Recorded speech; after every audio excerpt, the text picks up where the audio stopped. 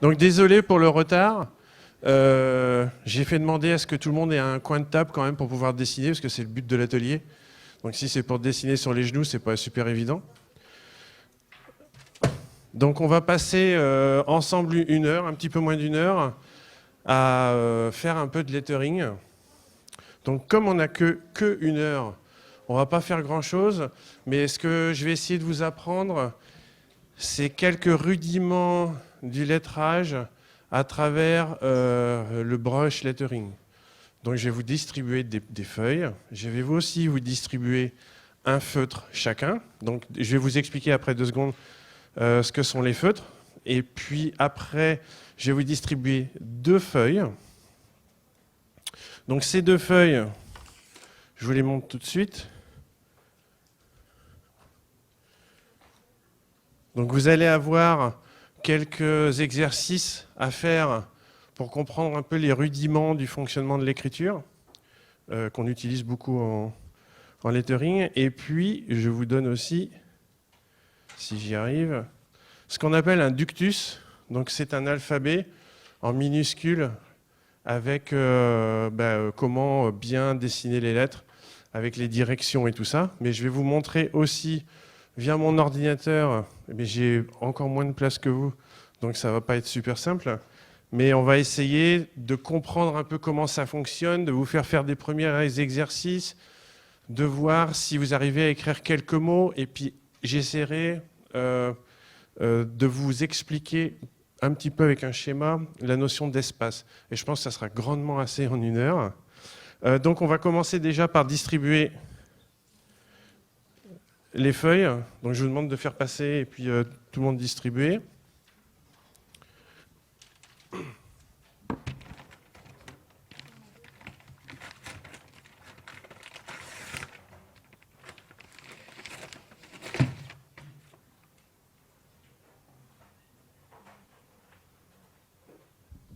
Je vais distribuer aussi un paquet de feuilles blanches, donc prenez-en 4-5 chacun.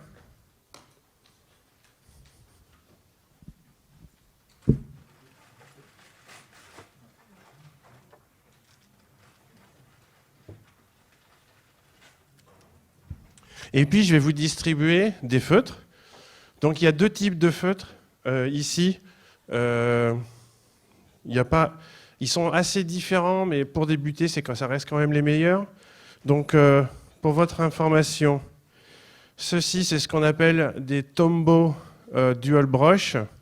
Donc, ils sont très connus, très répandus, et c'est un feutre, donc avec une plume souple. Je vais vous montrer tout de suite sur un exemple. Et en fait, ces feutres sont super pour apprendre quand on débute, parce que finalement, vous allez travailler beaucoup les pleins et les déliés, donc je vais vous expliquer un peu ce que c'est. Et vous avez besoin d'avoir une plume qui soit un minimum ferme pour pas avoir le bras qui tremble trop et pour pouvoir faire des gestes qui sont un peu trop saccadés. Donc c'est super pour commencer. Et comme j'avais pas assez de Tombow, j'ai pris aussi des Faber-Castell Pitt. Donc les Faber-Castell Pitt, ils ont un gros avantage, c'est qu'ils sont en encre de Chine, donc c'est quand même des trucs de très très bonne qualité.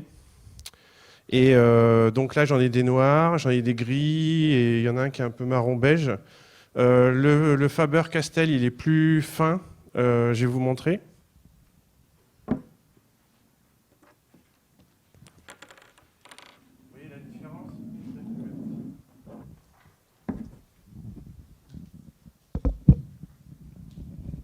Je vous montre un peu la différence entre les deux.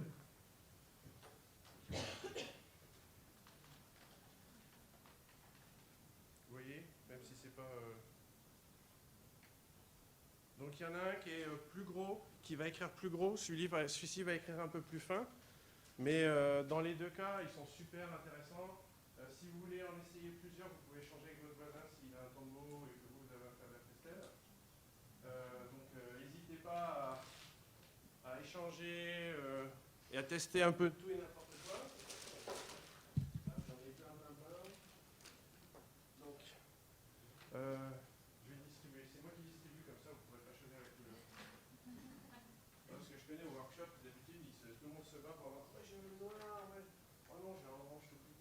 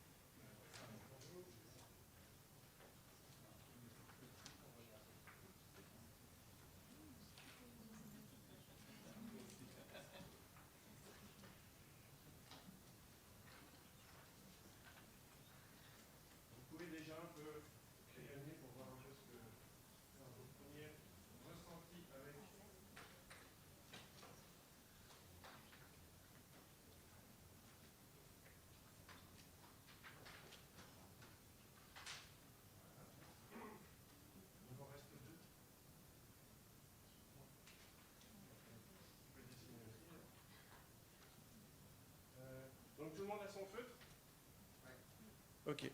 Tout le monde a une feuille, tout le monde a l'éductus et l'exercice. Tout le monde a des feuilles blanches. Ok. Donc je vais vous montrer un peu vite fait sur mon ordi avec le code parce que j'ai. Micro. Ouais, j'arrive. Alors, micro en dessinant, ça va être chaud.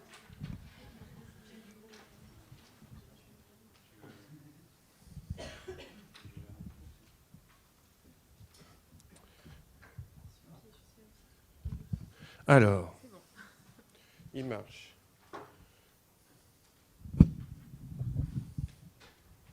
Donc je vais vous montrer vite fait. Alors moi je suis gaucher, donc ça va être comme ça va être vers le haut. Mais après j'ai le tourne, enfin je sais pas comment faire. En fait j'ai pas la place ici pour faire comme je voudrais. Donc ça va être un peu pas évident, mais on va essayer quand même. Donc moi je suis gaucher. Est-ce qu'il y a des gauchers dans la salle ? D'accord. Donc les gauchers, vous avez deux choix. C'est soit vous écrivez par au-dessus, parce que vous ne pouvez pas écrire comme ça, je vais vous expliquer pourquoi. Soit vous écrivez à 90 degrés, donc vous mettez la feuille à 90 degrés. Donc moi, je vais vous montrer, je vais travailler. Hop, hop, hop.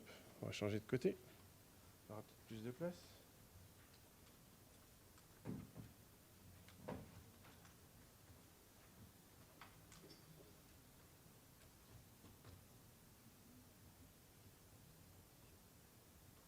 Voilà.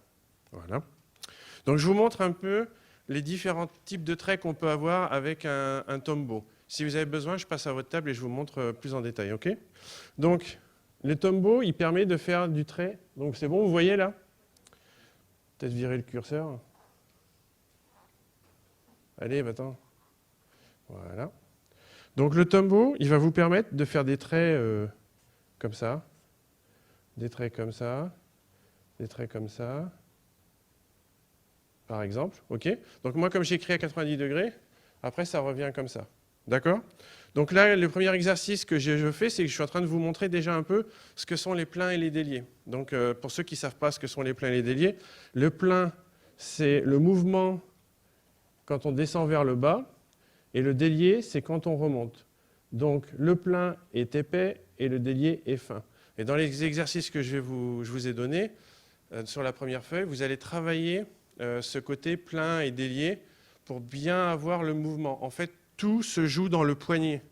Donc si vous voulez avoir ce qu'on appelle un flow, c'est-à-dire un mouvement continu du bras et avoir un lettrage qui est consistant, il faut travailler ce mouvement du poignet et que ce mouvement reste toujours le même. D'accord ? Donc là, vous avez la notion de plein et de délié. Maintenant, ce qui est important dans un lettrage, en brush notamment, c'est la notion d'angle de la main. Alors pour les gauchers, donc vous travaillez à 90 degrés, mais toujours avec un angle ici qui est à peu près de 30 degrés. D'accord ? 30 degrés vers le haut si vous bossez à 90 degrés. Si vous bossez debout, vous pouvez le faire comme ça, et là vous allez être à 120 degrés, comme ça, mais toujours dans ce mouvement, pour faire ce mouvement-là quand vous êtes gaucher. D'accord ? Et quand vous êtes droitier, ben là c'est tout simple, vous mettez votre main comme ça, mais toujours à 30 degrés. Il va falloir faire le mouvement comme ça, pour garder le même rythme au niveau de vos lettres. Le risque, en ne faisant pas un rythme régulier, notamment en travaillant sur le poignet et en avançant bien au niveau des formes, c'est que vous allez avoir un lettrage qui n'est pas forcément consistant, et ça, ça va atténuer un petit peu la lisibilité et surtout la cohérence globale et l'homogénéité du lettrage. D'accord ? Donc, ce que vous allez faire pour commencer,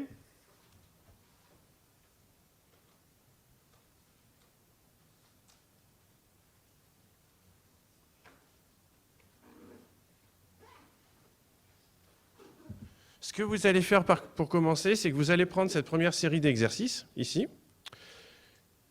Donc vous allez faire des mouvements juste appuyer fort vers le bas et remonter en appuyant légèrement.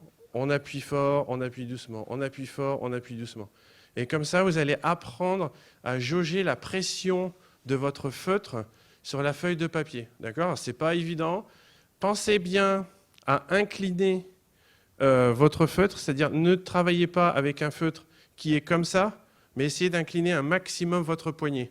Ça va vous permettre aussi, au niveau du feutre, par exemple, si moi, là, je fais quelque chose debout, on ne voit pas bien, mais si je fais quelque chose debout, j'ai ça comme maximum d'épaisseur. Si j'incline comme ça et je recule un peu les doigts par rapport au feutre, je peux avoir quelque chose comme ça. D'accord? Donc, entraînez-vous à bien faire ce mouvement avec le poignet. On descend, on monte, on descend, on monte. Et essayez d'appuyer bien fort quand vous pouvez. Appuyez un tout petit peu en remontant. Essayez d'appuyer un peu moins fort. Ça va vous permettre de vraiment jauger.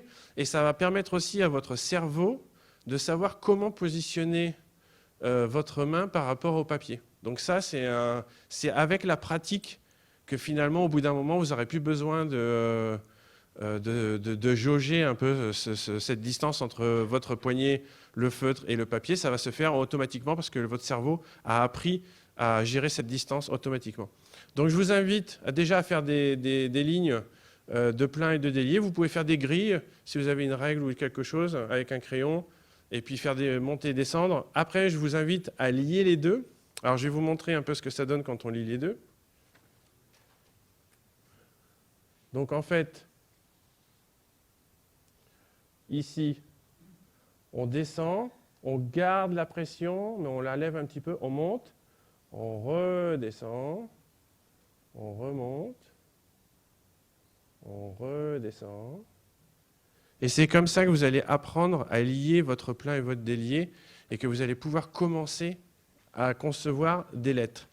Donc ici, nous, les lettres qu'on va commencer à faire aujourd'hui, c'est une famille de lettres en fait qui fonctionne super bien par rapport à ce qu'on apprend aussi ici au niveau des pleins et déliés. Donc après, une fois que vous avez fait ces séries d'exercices-là, on va faire des I. Donc le I, ça va être on appuie et on remonte un petit peu. Donc je vous montre tout de suite et après on fera les autres lettres après. Le I, vous allez faire comme ça. Vous descendez et vous remontez, hop, et avec une petite pichenette, on appelle ça. Ici, vous avez le droit pour faire le point. Vous avez le droit soit de le monter, soit de le descendre. C'est vachement intéressant parce qu'il y a des calligraphes et des lettreurs qui sont pour monter et puis d'autres qui sont pour descendre. Donc c'est un point de vue esthétique. Personnellement, d'un point de vue graphique, on pourrait penser que là, en remontant, on a une plus grande homogénéité qu'on n'a pas forcément ici.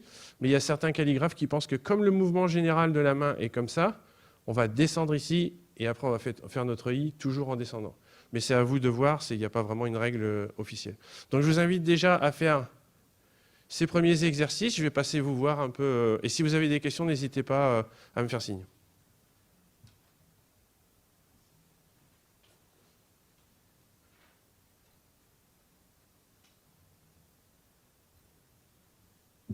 Et si vous pouvez, si vous avez un crayon ou une règle, n'hésitez pas à faire des grilles. Ça permet ça aide le cerveau à savoir où il doit se limiter en hauteur.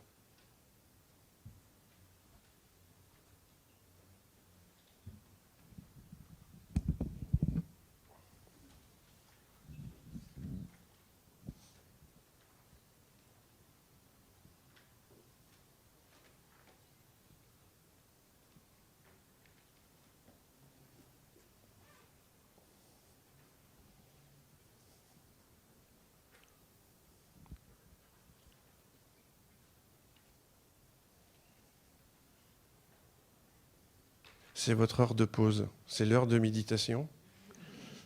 On décide, on oublie tout et on se concentre sur l'instant présent. Il ne manque plus que la musique et puis on est bon là.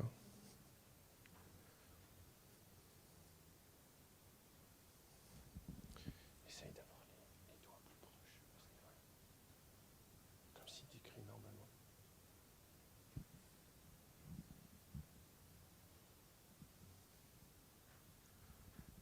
Essaye d'appuyer plus fort en descendant. Regarde, je te montre. Tu peux aller vraiment.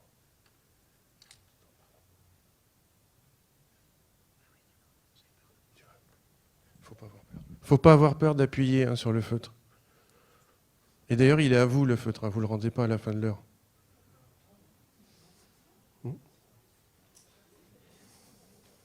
Comme ça, vous apprendrez. Vous pourrez vous exercer chez vous. Et puis, vous me taguerez sur Twitter et sur Instagram pour me montrer ce que vous avez fait. Et puis comme j'ai tous les noms, eh ben, s'il y en a qui ne bossent pas, ils renverront par la poste leur feutre. Non, c'est Blaine qui prend en charge. J'ai demandé, et, ils ont accepté de prendre en charge la livraison du feutre.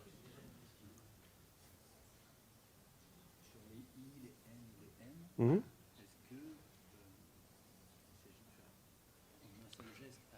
Oui. Ou est-ce qu'on peut reprendre Très bonne question. Je vais finir sur les... je te réponds, puis je vais faire... En fait, il y a deux écoles.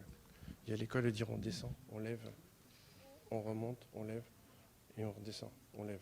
D'accord ? Ça, c'était ce que faisaient les graphistes il y a très très longtemps, aux US principalement. Et puis, tu as les calligraphes. Je vais expliquer ça. Alors, je vais vous expliquer, on vient de poser une question qui est très intéressante concernant les N. Est-ce qu'on fait le N en une fois ou est-ce qu'on peut faire le N en plusieurs fois, c'est-à-dire lever le bras, enfin lever le poignet, le redescendre pour remonter. Donc vous avez deux possibilités que je vais vous montrer. La première possibilité, c'est de faire le N en une fois. Alors avec le micro, excusez-moi si c'est un peu chaud, mais entre le micro et le reste, c'est pas simple. Donc on fait le N, on descend, on remonte et on redescend. D'accord ? Donc c'est un N. Hein ? C'est juste qu'avec moi, il est à 90 degrés. Donc là, je l'ai fait en une fois. Il est tout à fait possible de le faire en plusieurs fois. Donc vous pouvez faire comme ça, vous levez le poignet, vous remontez votre N, vous levez le poignet et vous redescendez pour faire votre N. D'accord ? Vous remarquerez que d'ailleurs que votre N est un peu différent, c'est-à-dire que celui-ci est plus en courbe en haut, tandis que celui-ci a une arête un peu plus nette. Donc d'un point de vue, quelle est la meilleure solution ? Il n'y a pas vraiment de meilleure solution. J'ai envie de dire que la meilleure solution, c'est celle qui vous convient le mieux. Ce qu'on peut dire, c'est que d'un point de vue historique, les calligraphes, notamment au Moyen-Âge, quand ils écrivaient des manuscrits, le but du jeu, c'était de pouvoir écrire le plus vite possible. Donc eux, ce qu'ils voulaient, c'est lever le moins possible le poignet, parce que sinon, ils y passaient des heures, et en plus, ça demandait une concentration vraiment hallucinante. Donc le but, et c'est pour ça que les lettres ont cette forme aussi aujourd'hui, c'est que il fallait que l'on puisse écrire le plus vite possible. Mais il y a des écoles, notamment aux États-Unis, où ils aiment bien descendre, lever le poignet, remonter, lever le poignet. Et c'est vraiment une école différente, mais d'un point de vue purement calligraphique, des calligraphes professionnels, eux, ils aiment bien passer un minimum de temps à faire les lettres. Juste un exemple, pendant que vous dessinez, il y a la lettre A. Donc si vous prenez la lettre A, on la connaît de deux manières. On la connaît de cette manière-là et de cette manière-là, ok ? Pour un A minuscule. Et en fait, ça, c'était la manière qu'on utilisait au Moyen-Âge, je pense même à la Renaissance. Et en fait, cette lettre-là, ce A-là, a été inventé justement pour que les calligraphes passent moins de temps à faire la lettre A. C'est-à-dire que d'un point de vue calligraphique, cette lettre-là est plus rapide à faire que l'autre. En tout cas, on lève au moins une fois de moins le poignet. Donc du coup, c'était quelque chose, c'est pour ça qu'on a inventé ce type de A-là. Voilà. C'était un petit moment culture générale. Donc vous pouvez faire les I. Si vous avez fait des I, vous pouvez faire des N. Vous pouvez faire des M. Et pour l'instant, vous pouvez faire les U aussi. C'est toujours le même mouvement. Essayez de bien travailler cette jonction entre le plein et le délié. C'est à cette jonction que c'est le plus important. C'est on appuie, on lève, on appuie, on lève. Et finalement, vous allez rapidement comprendre, quand vous allez faire du script, par exemple, pour un dessin, un lettrage, que la notion de plein et de délié est présente partout. Dans les alphabets romans, notamment, vous avez des pleins et des déliés. Ils sont... Enfin, s'il y a des graphistes dans la salle, je ne vous apprends pas grand-chose, mais c'est une notion qui est super importante. C'est une des premières choses qu'on apprend. Et le brush permet de bien comprendre cette notion de plein et de délié, comme elle permet aussi de bien gérer la notion d'espace dont je vais vous parler après.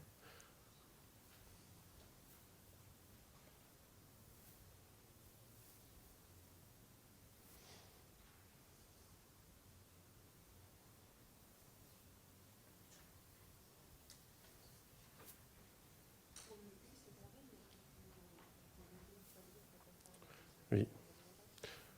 Pour le U, il y a deux mouvements.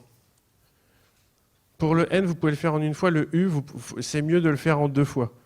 Le U, ça va se passer comme ça.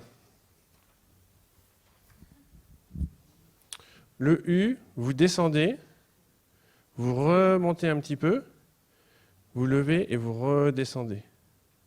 Ce qu'il faut bien essayer d'apprendre, qui est vachement intéressant en calligraphie, c'est que le U et le A, par exemple, ils ont une même formation. Si vous pouvez regarder 2 secondes sur le rétro pour que je vous montre, je vous explique un peu comment les puristes voient le A. Nous, on a tendance à faire, je prends une autre feuille, on va tendance à faire un A ou un U comme ça. Hop, on s'arrête là et on fait un A comme ça. Normalement, votre A, ici, la courbe doit remonter jusqu'en haut. Donc en fait, on doit avoir un A, si on est puriste, hein, qui fait comme ça. Vous voyez? Et le U, c'est pareil. On descend, on remonte jusqu'en haut et on redescend. Il y a des calligraphes qui vont même plus loin. Alors je vais essayer d'y arriver avec une main. C'est-à-dire qu'ils vont légèrement déformer le A pour en faire quelque chose comme ça. Vous voyez? OK? Et c'est comme ça, au départ, que le A est formé.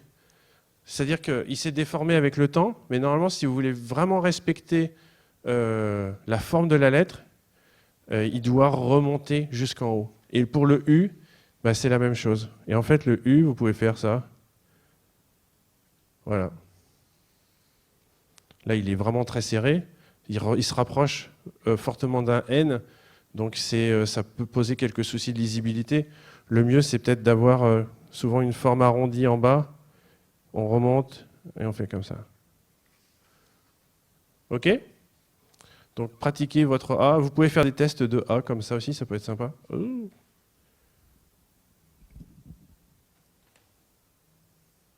Et si vous regardez, je crois que j'en ai une en fond, mais je ne l'ai pas là. Si vous regardez les calligraphes, vous verrez souvent leurs lettres, elles sont les A sont très fermées en fait, à l'intérieur. Contrairement à ce que nous, on apprend avec la typographie. La typographie a vraiment ouvert les lettres, alors qu'en calligraphie, souvent, ces lettres sont fermées.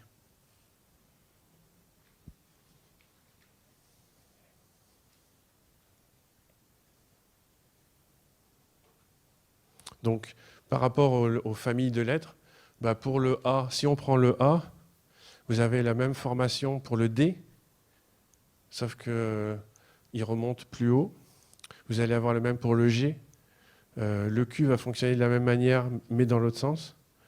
Vous avez toutes ces familles de lettres. Une fois que vous avez appris à faire un A, par exemple, bah vous arrivez à faire normalement les autres lettres sans problème.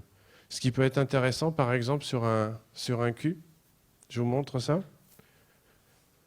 c'est donner de l'énergie à votre lettre. C'est-à-dire qu'un Q, normalement, va être comme ça.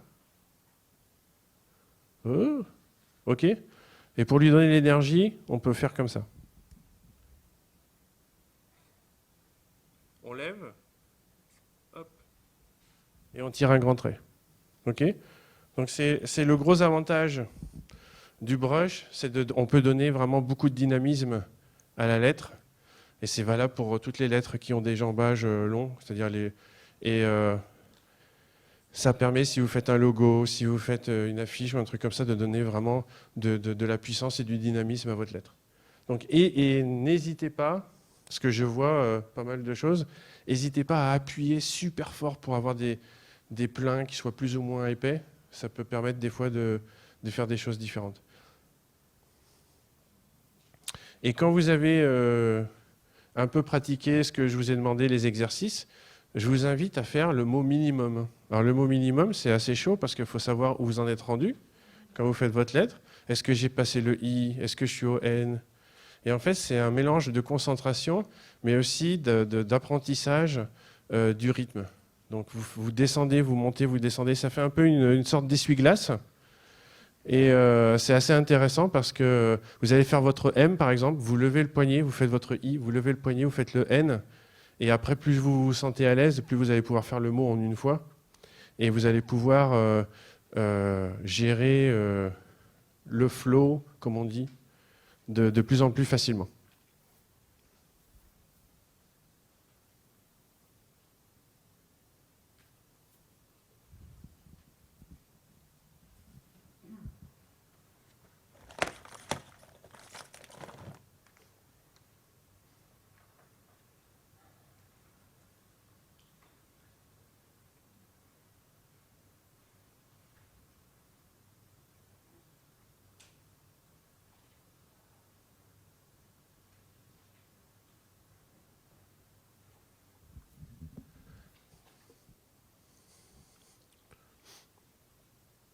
Alors normalement, on fait ça, je fais des workshops d'une journée ou de 2 journées pour apprendre bien le brush, où on travaille sur un mot, on le retravaille après au crayon. Là, on a 50 minutes, donc on fait ce qu'on peut. Hein? Bon, des stages d'une journée, déjà, c'est intéressant, ça permet d'avoir des bases. Mais après, il faut pratiquer, hein. Il n'y a pas besoin de prendre 36 millions de leçons, il faut pratiquer chez soi.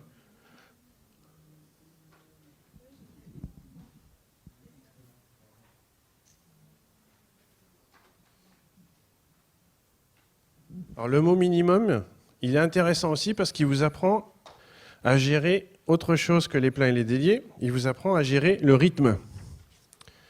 Alors je vous montre. Vous voyez sur votre page, il y a une grille verticale qui est orientée, en bas là.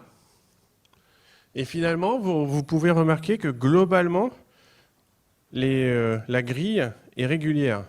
D'accord ? C'est-à-dire que l'espace entre les pleins et les déliés est globalement sur l'ensemble du mot régulier. Donc vous allez avoir une lisibilité. Bon là c'est très serré ce que j'ai fait, mais normalement quand le rythme est bien régulier, ça permet une meilleure lisibilité et surtout une meilleure homogénéité des mots. Donc finalement, si vous faites par exemple, vous faites un N qui est très condensé, puis à côté un A qui est très ouvert, ça perturbe le cerveau pour la lecture, qui est habitué à penser par paquet de lettres. Et du coup, ça va le perturber, et le mot n'est pas vraiment homogène, et ça n'aide pas pour faire un joli lettrage. Le but d'un lettrage, c'est de faire quelque chose de beau et d'esthétique, afin de faire passer un message. Si le message n'est pas lisible, vous avez perdu... ce que vous avez fait ne sert à rien. Donc ce rythme est important. Donc c'est une solution. En calligraphie, on l'utilise beaucoup, ça. Si vous faites du fracture ou des choses comme ça, il y a toujours l'espace entre les lettres. Et l'espace dans les lettres est toujours régulier. Il n'y a pas de gros espaces blancs. Et l'espace positif... En fait, il y a une notion d'espace positif et d'espace négatif qui est toujours importante. Par exemple, là, vous avez...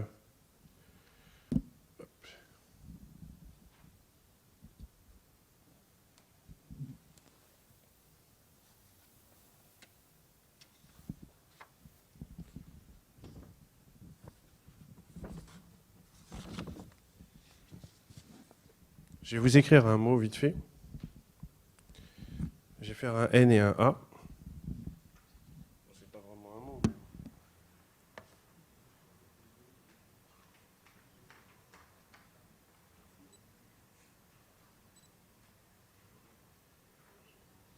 Voilà.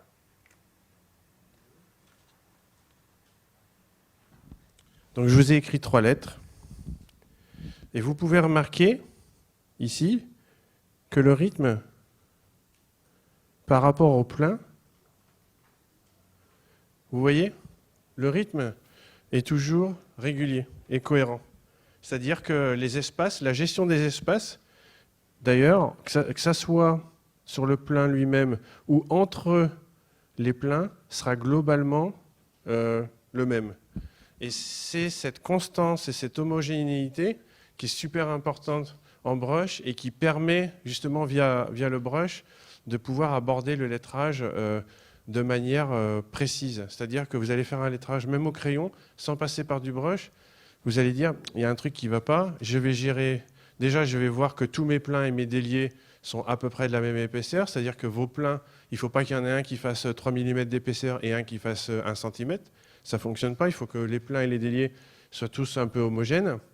Et il faut que les espaces entre les lettres et les espaces dans les lettres, donc ce qu'on appelle espace positif et espace négatif, soient cohérents et homogènes sur l'ensemble du mot, voire sur l'ensemble de la phrase. Et c'est les notions les plus importantes qui font la différence entre un bon lettrage et un très bon lettrage, quoi. Et souvent, quand vous travaillez, il y a un truc qui ne vous plaît pas, bah souvent c'est ça qui ne fonctionne pas.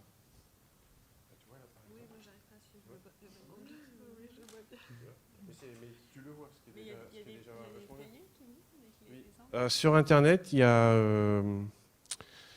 un site qui s'appelle la Ligue du lettrage. C'est liguedulettrage.fr. Il faudrait chercher, je ne sais plus où c'est. Mais il y a ce qu'on appelle, vous pouvez taper gris calligraphie ou gris brush. Je crois qu'il y en a. Sinon, il y a un groupe que j'anime, peut-être que certains d'entre vous connaissent. Je me mets au lettering. Et dans l'onglet fichiers, donc c'est un groupe Facebook qui s'appelle Je me mets au lettering. On est 6500 d'ailleurs maintenant à se mettre au lettering. Et dans l'onglet fichiers, il y a plein de documentation, plein d'exercices pour apprendre le lettrage et principalement la calligraphie. Sur le groupe des calligraphes amateurs, oui. C'est exact. En fait, c'est les mêmes documents, je crois même. C'est Brice. Ouais, tout à fait.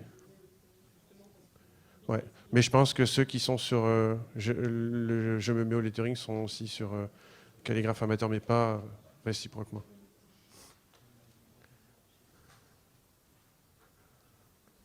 Et en fait, le brush, c'est une sorte de calligraphie moderne, et c'est une forme de calligraphie qui permet donc d'appréhender le lettrage.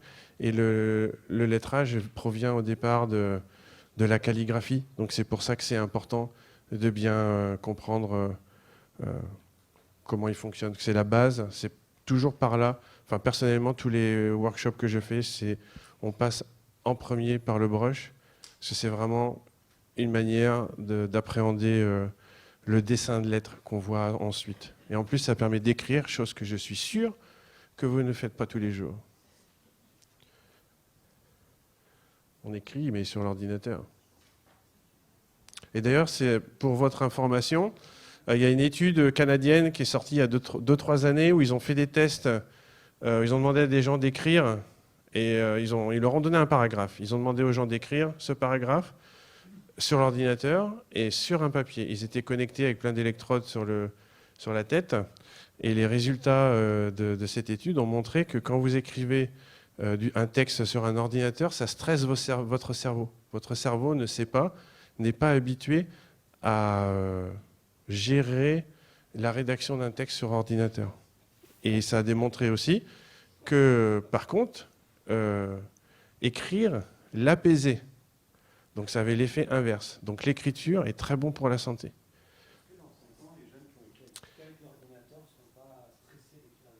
Ah, ben, je crois qu'ils sont déjà plus stressés que nous.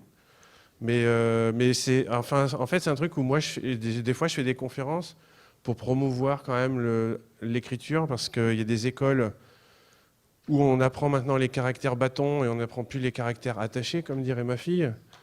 Et du coup, ça pose un problème. Par exemple, elle a un correspondant canadien, et le Canada et la Finlande sont les 2 pays au monde où l'écriture attachée a été bannie. En fait, ils apprennent plus qu'en caractère bâton. Donc elle lui a envoyé un courrier. Et ben le pauvre n'a pas réussi à lire ce qu'elle avait écrit parce qu'il ne savait pas lire l'écriture attachée. Donc moi j'ai trouvé quand même ça super triste qu'aujourd'hui un enfant de 8-9 ans ne sache plus écrire comme on a appris à l'école, quoi. Donc c'est un peu dommage. Et c'est important, d'une certaine manière, de militer pour garder ce genre d'écriture. Donc je vous invite à faire quelques lettres, d'accord? Et puis on a encore 10 bonnes minutes. Ok, 10-15 minutes. Ce qui serait bien, c'est que vous essayiez d'écrire des mots, quelques phrases, même si vous avez le temps. Et puis toujours essayer de travailler le plein et le délié en utilisant le ductus que je vous ai donné. Et puis en travaillant aussi le rythme, comme je vous ai montré à travers le na. Donc bien que les choses qu'il faut retenir aujourd'hui, c'est bien comprendre la notion de plein et de délié. Bien comprendre aussi que vos pleins et vos déliés doivent toujours avoir la même épaisseur sur l'ensemble du mot ou de la phrase pour être homogène. Et bien aussi comprendre que le rythme doit être régulier. Et donc là, vous pouvez prendre un mot et partir et écrire pendant 3-4 heures le même mot. Et vous verrez qu'au fur et à mesure, votre mot sera de plus en plus parfait.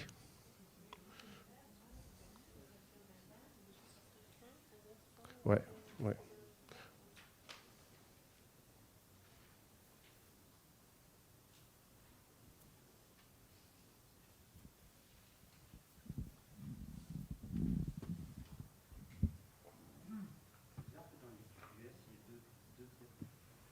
Non ?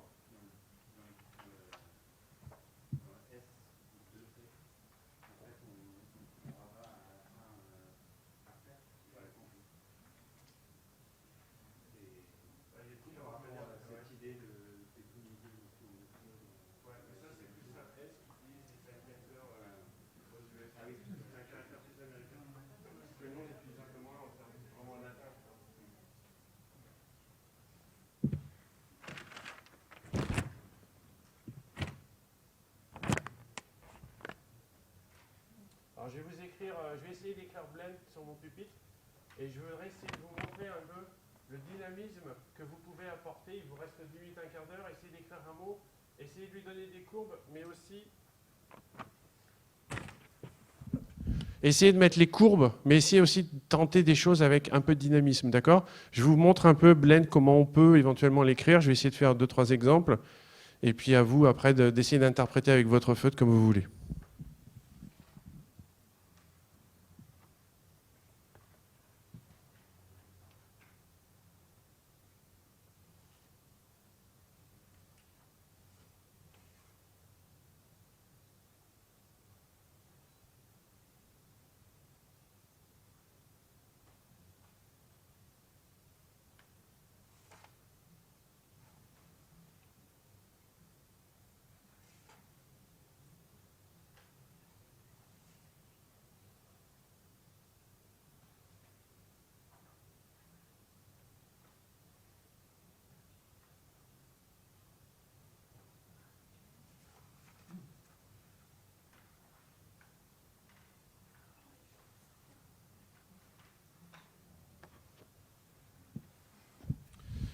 À noter que, par exemple, pour ce qui est du E, le E, on va descendre le plein, mais on ne va pas faire la boucle tout de suite. On l'a fait une fois qu'on a fini le mot, pour garder le flow, en fait. C'est une technique comme une autre, hein, mais pour garder un peu le rythme, on fait les lettres, en effet, et après, on ferme le E. Parce que si on lève la main pour fermer le E, on a perdu le rythme dans le mot. Je vous le remontre un peu pour que vous voyez un peu comment ça fonctionne.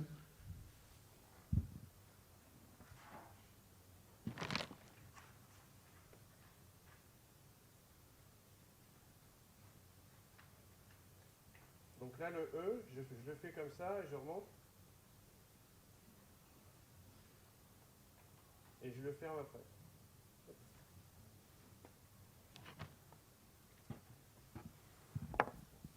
Donc vous pouvez vous entraîner sur Blend, par exemple.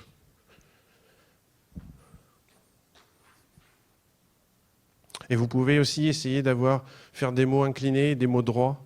C'est assez sympa. Sur les mots droits, vous pouvez faire des choses très intéressantes, très hautes, comme on appelle ça du casual script. C'est les Américains qui faisaient ça. Alors, ils ne faisaient pas ça avec des feutres comme nous, ils faisaient ça avec des vrais pinceaux et de la peinture émail. et directement sur la vitre d'un magasin, par exemple. Donc, ils n'avaient absolument pas le droit à l'erreur.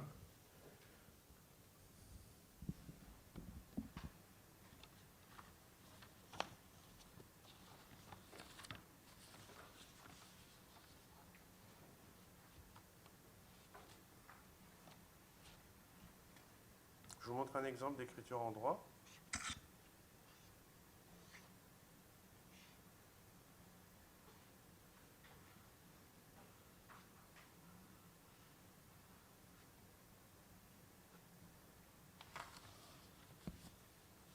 Voilà, là, on n'est pas incliné, là.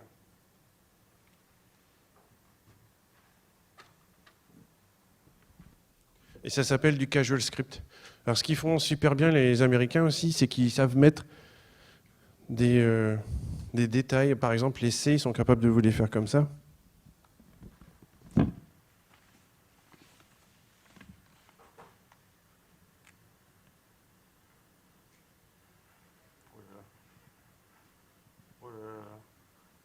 Hop.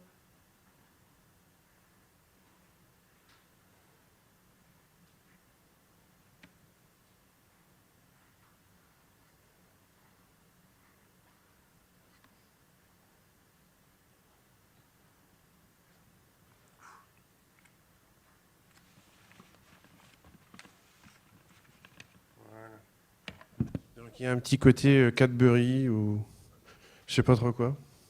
Mais ils faisaient en fait dans ce style-là, le casual script, c'était des lettres très hautes, des lettres très hautes, et les capitales étaient 3 fois plus hautes que la lettre normale. C'est assez hallucinant. Donc si vous avez de l'argent, il y a plein de bouquins qui s'appellent notamment le Speedball Textbook, qui en est à sa 25e ou 26e édition. Et c'est un manuel qu'utilisaient les lettreurs américains dans les années 20 pour apprendre les différents styles. Donc en fait, vous avez des ductus que vous trouvez dedans. C'est que des ductus en fait, avec des exemples de styles. C'est un bouquin qui coûte 10, 15 euros si vous prenez la dernière version. Et il y a aussi des collectors, parce que bon, comme il y a 25 versions, il y en a qui coûtent 300, 400 $. Mais bon, le contenu est le même. Donc si vous êtes riche, autant en profiter, mais bon.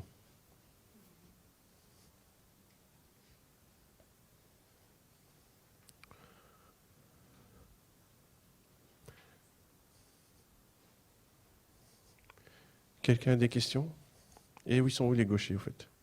Toi, t'es gauchère. Ça.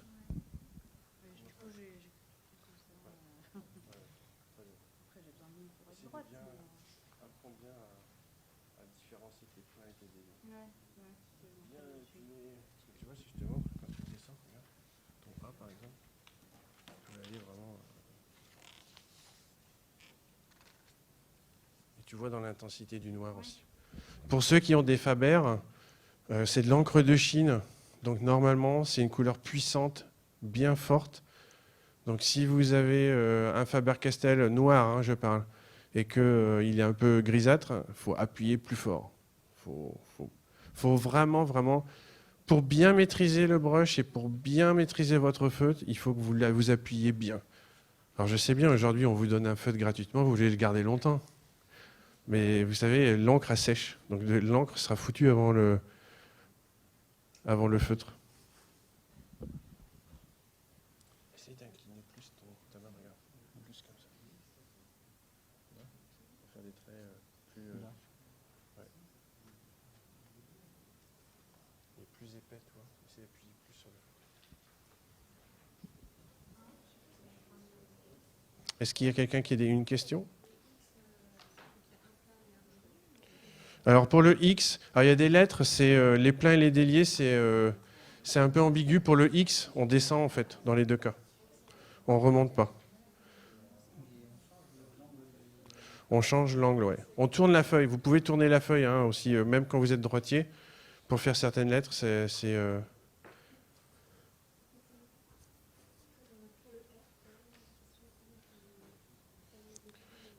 Ouais, je montre le R.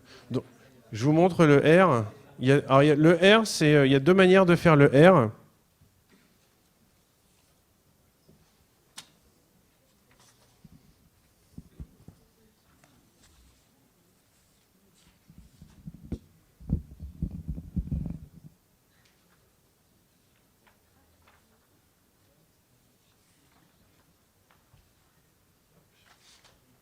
Donc je vous montre le R classique comme vous avez dans votre ductus. Donc vous montez, donc vous êtes sur un délier. Donc on monte, on appuie en redescendant, on part sur la droite et on appuie en redescendant. OK? Vous avez la possibilité de faire des choses comme ça aussi. OK? Ou vous avez la possibilité de fermer la boucle. Donc vous montez, vous redescendez sur la même ligne, vous tournez à droite et vous redescendez comme ça. OK? Donc là, vous avez des R, c'est la même lettre, mais vous avez plusieurs possibilités de la faire différemment. L'autre R, il est plus simple, mais il n'est pas toujours facile à lire. C'est vous descendez sur un plein, vous remontez et vous faites un plein et un délié et un plein. Voilà, donc on peut avoir un R comme ça aussi. Alors le R et le S notamment, c'est une lettre qui n'est pas simple à appréhender. Un truc tout simple et qui fonctionne un peu comme avec le R, c'est-à-dire que le S, je vous le montre moi à 90 degrés, mais ça fonctionne, c'est-à-dire que vous montez votre S comme ça, vous redescendez un petit peu sur la même ligne, après vous descendez à la verticale, vous partez derrière, vous faites comme ça, vous remontez votre feuille, et tac, une petite pichenette, ok? Et c'est une bonne manière. En fait, il ne faut pas ouvrir le S. C'est-à-dire que le S, il ne faut pas aller l'emmener à faire ça, quoi. Vous voyez? Il faut que le S, il descende droit et qu'il tourne comme ça. OK? Sinon, vous allez sinon, vous allez beaucoup ouvrir votre S et du coup, vous allez donner trop d'espace à la lettre qui va être plus grande que les autres. Et déjà, placer un S, c'est pas simple. Par exemple, si je fais un U, là, je fais un U et un S derrière, je remonte, regardez, je descends, je vais droit, hop, et je fais comme ça. Il faut savoir que là, vous avez un espace qui est important ici. Et plus vous allez être incliné comme ça, par exemple, je refais mon U. Si j'ai le malheur de partir comme ça et d'ouvrir en plus mon S, oh, pardon. Ouais, je dessine sur mon ordinateur, alors forcément. Voilà. Donc là, le S, il est ouvert, d'accord? Il n'est pas moche en tant que tel. Mais le problème, c'est qu'ici, on a trop d'espace, quoi. Vous voyez?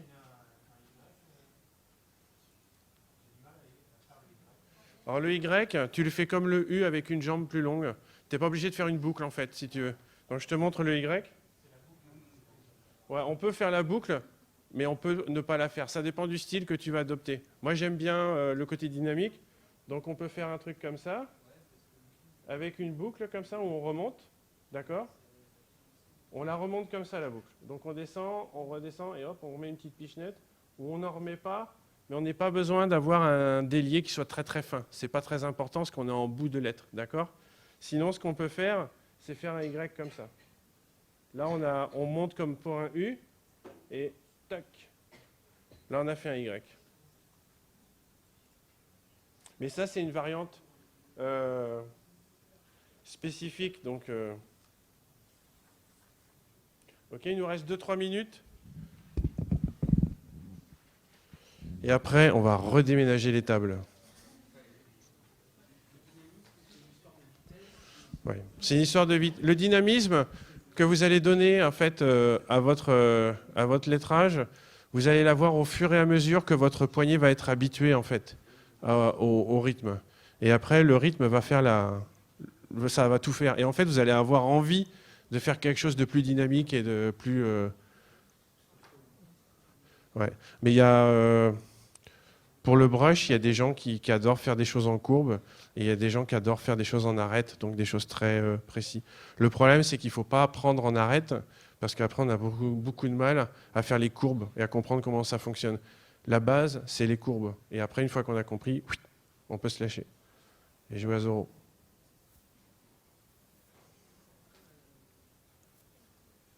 OK. Est-ce que vous avez des questions avant qu'on ferme cette heure hyper rapide d'initiation au brush lettering? Donc si vous mettez des photos ou des trucs comme ça, n'hésitez pas à me taguer. Donc c'est Francis. Alors attention, c'est FRAN6. Je ne l'ai pas fait exprès, mais c'est quand Twitter est né, c'était comme ça. Donc bref, enfin bon. Pareil sur Instagram. N'hésitez pas à taguer, comme ça permettra un peu de voir de ce que vous faites, c'est toujours sympa, ça fait toujours plaisir. Merci en tout cas, et puis bonne continuation.